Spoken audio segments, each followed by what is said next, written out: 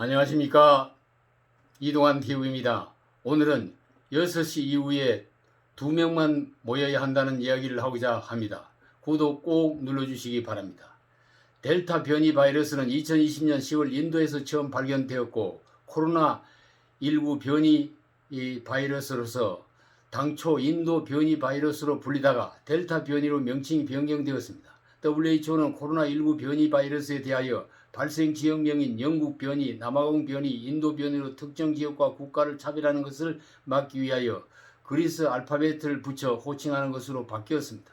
영국 변이 바이러스는 알파, 남아프리카 공화국 변이는 베타, 브라질 변이는 감마, 인도는 델타로 변경해서 부르기로 했습니다. 델타 변이 바이러스는 다른 변이 바이러스에 비해 치사율은 낮지만은 감염력은 1.5에서 2.5배 수준으로 높은 것으로 알려졌습니다.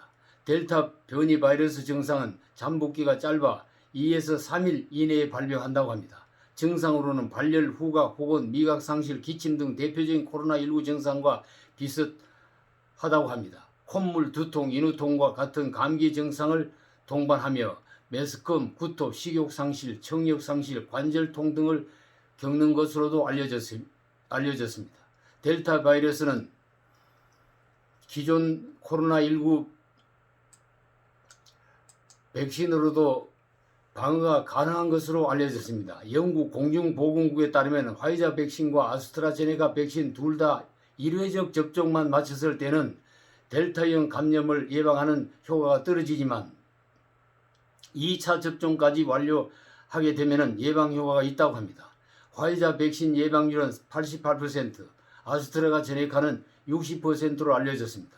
7월 3일 국내 변이 바이러스 발생 현황은 325명으로 꾸준히 발생 수가 늘어나고 있으며 바이러스 유형별로는 알파형이 168명, 베타형이 4명, 델타형이 153명입니다.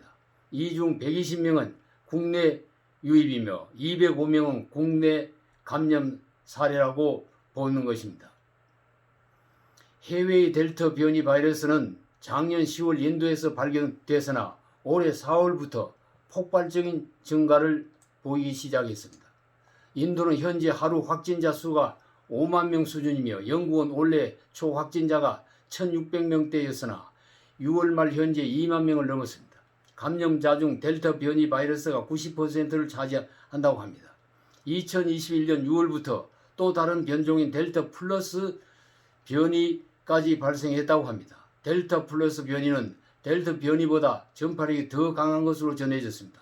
델타 플러스 변이는 중화항체를 무력화하거나 회피할 수 있는 특성까지 있어서 그 위험성이 매우 크다고 알려졌습니다.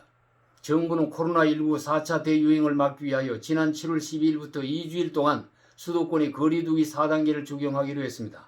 4단계는 매일 전국에 2,000명 이상, 수도권에 1,000명 이상이 확진자가 나오면 발령되는 것입니다. 4단계에서의 방역 수칙은 18시 이전까지는 4명까지 모임이 가능하지만 18시가 지나면 2명까지 모임이 가능하게 됩니다. 1인 시위를 제외한 모든 행사와 집회는 금지된다고 합니다. 모든 종교 집회를 금지하고 유흥업소 영업을 중단합니다. 매일 확진자 수가 1,000명을 넘어 1,600명대로 급속히 증가하고 있는 실정입니다. 정부도 방역을 하면서 민생을 염려해야 합니다. 국민도 생명과 생업의 사이에서 사회적 거리두기를 하면서 견디기 어려운 고통을 감수해야 합니다. 코로나 바이러스가 현대 과학기술에 도전장을 내고 맹렬한 공략을 하고 있는 실정입니다.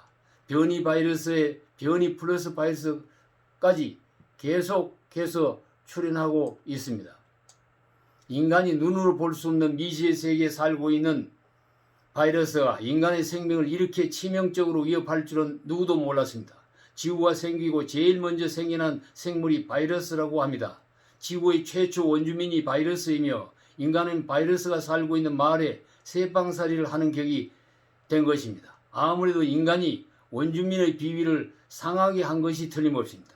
바이러스의 생태계를 약탈하거나 파괴했기 때문일 것입니다. 원주민의 반격이 시작된 것입니다. 인류는 우리가 원주민의 생활터전을 방해하고 침해한 것이 아닌가를 스스로 돌아보고 반성해야 될 시점이라고 생각합니다. 감사합니다.